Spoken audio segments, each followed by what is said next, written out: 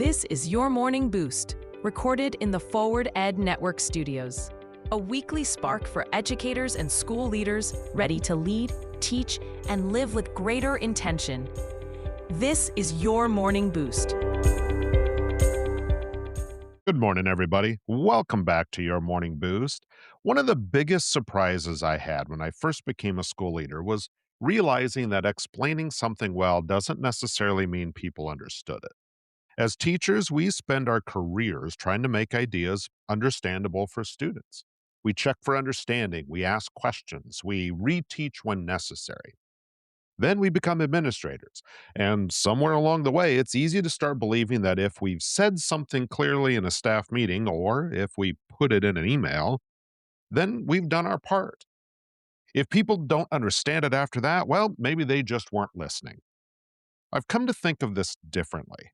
I think one of the most important responsibilities of leadership is helping people picture what success actually looks like. Because here's the reality: words don't create consistency, shared understanding does. And I've learned that lesson more than once. One experience in particular has stayed with me. Several years ago, I was part of implementing a new PBIS style behavior system, and this was in an 8th and ninth grade build. And looking back, I think it was a really good system. Eventually, it became a very important part of how we taught behavior instead of simply just reacting to it. It gave us more consistency as a staff, and students understood expectations better. Teachers had common language, and overall, it made our building stronger. But the rollout wasn't nearly as smooth. Not because the ideas were wrong, because the language certainly was. When we designed the system, the room was full of educators, and educators have a language all their own. We talked about behavioral expectations, interventions, reinforcement, student ownership, tiered supports, positive behavior, and all of those words made perfect sense to everyone in the room.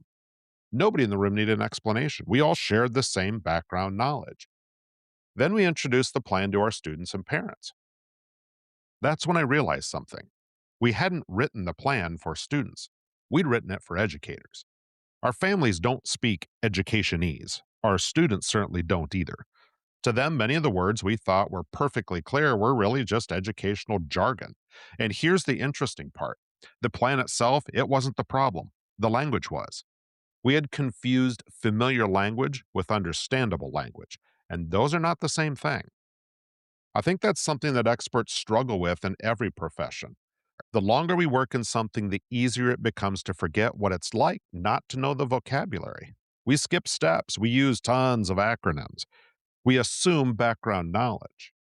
And not because we're trying to confuse people, because we've become so fluent that we don't even notice we're doing it anymore. Schools are no different. Think about a word like respect. Every school I've ever worked in has talked about respect. Every parent wants respectful children. Every teacher wants a respectful classroom. Every administrator wants a respectful culture. It's one of the most common expectations you'll hear in education. But here's the question: what does respect actually look like?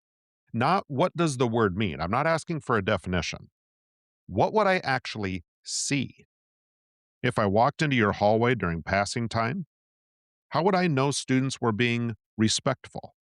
If I walked into a classroom during group work, what would respect sound like?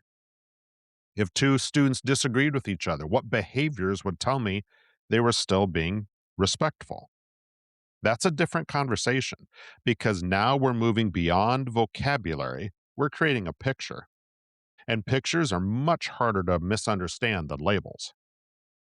That realization changed the way I think about expectations. I no longer assume that because everyone nodded during the presentation, everyone is imagining the same thing. Instead, I ask a different question. Can people picture success? Because if they can't picture it, they probably can't consistently produce it. And I think that's where leadership begins. We're going to take a quick break here, but when we come back, I want to talk about one question that has changed the way I communicate expectations with both staff and students. So hang on, we'll be right back.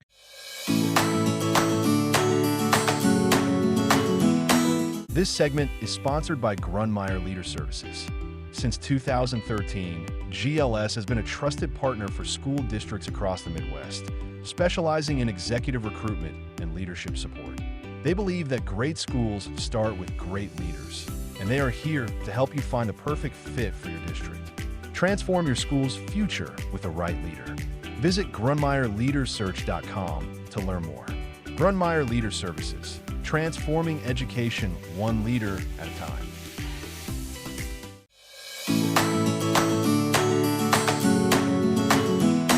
So that question I'm talking about has become one of the filters I use anytime I'm introducing something important. Can people actually picture success? Because if they can't, there's a good chance they'll each create their own version of what success looks like. And that's where inconsistency begins. I think about some of the language that we use in schools. We want students to be engaged. That sounds great. But what does engagement actually look like? If I walked into 5 different classrooms, what would I expect to see? Would students be discussing, writing, working collaboratively, answering questions, or listening quietly? These could all be examples of engagement depending on the lesson. Now imagine asking 5 administrators that same question. If each one gives a different answer, we don't actually have a shared expectation. We just have a shared word. And those are very different. The same thing happens when we tell teachers we want strong communication with families. Okay, what does that look like? Is that weekly emails? Is that phone calls or newsletters or responding within 24 hours, 48 hours? Is this about frequency? Is it about quality? Is it about accessibility? All of these things are terms that we use constantly. And again, if everyone fills in those blanks differently, we shouldn't be surprised when implementation looks different from classroom to classroom.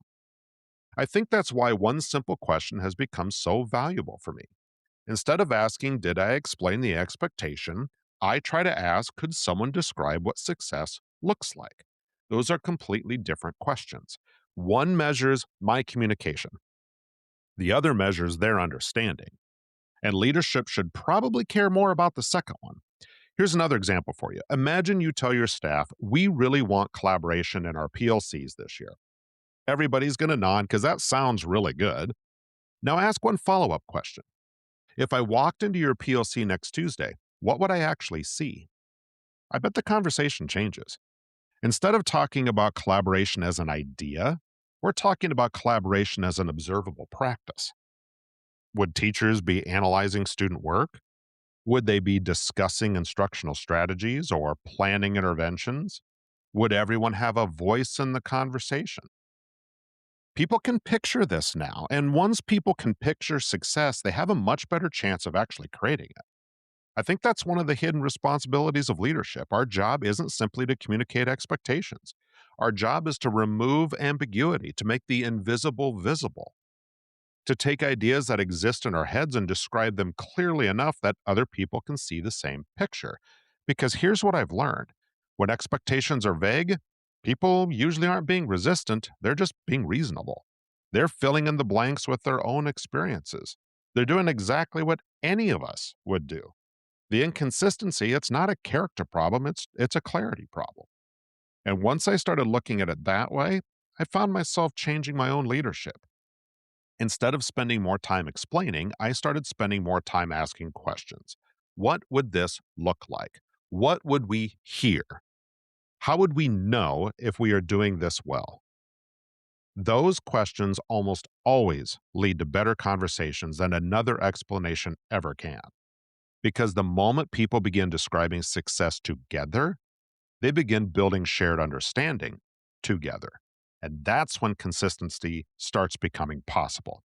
Leadership isn't explaining expectations. Leadership is making expectations visible.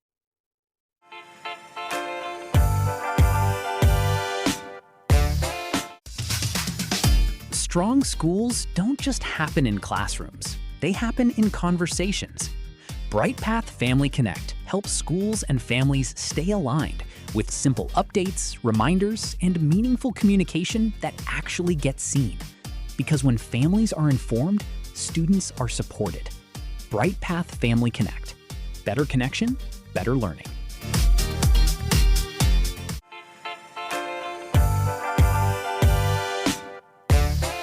As I wrap up today, I want to leave you with one challenge for this week. The next time you're introducing a new expectation to your staff, your students, or even your leadership team, resist the temptation to ask yourself, did I explain it clearly? Instead, ask that different question. Could they picture it? Could they describe what success actually looks like? Could two different people independently explain the expectation in roughly the same way? Because that's really the goal. Leadership isn't measured by how clearly we think we communicated, it's measured by how consistently other people are able to carry that vision forward when we're not standing there in the room. Looking back, that PBIS system, it eventually became one of the best things that we implemented in that building. And not because we changed the vision and not because we lowered any expectations. We simply became better at helping students, families, and staff understand what those expectations actually looked like. The plan, it didn't even change very much, but our communication did. And that made all the difference. As school leaders, we spend a lot of time talking. We present, we send tons of emails, handbooks, we lead meetings. I mean, communication is a huge part of what we do.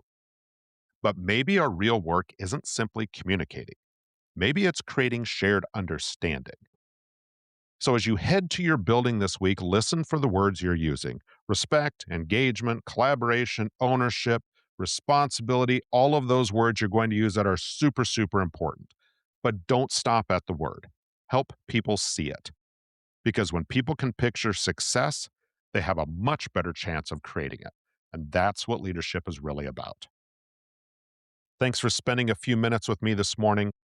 We really appreciate the work you do every single day for your students, your staff, and your communities. Have a great week, everybody. We'll see you again next time here on Your Morning Boost. That's your morning boost from AWB Education and Media. If this episode helped you reset your thinking or take your next step forward, share it with a colleague.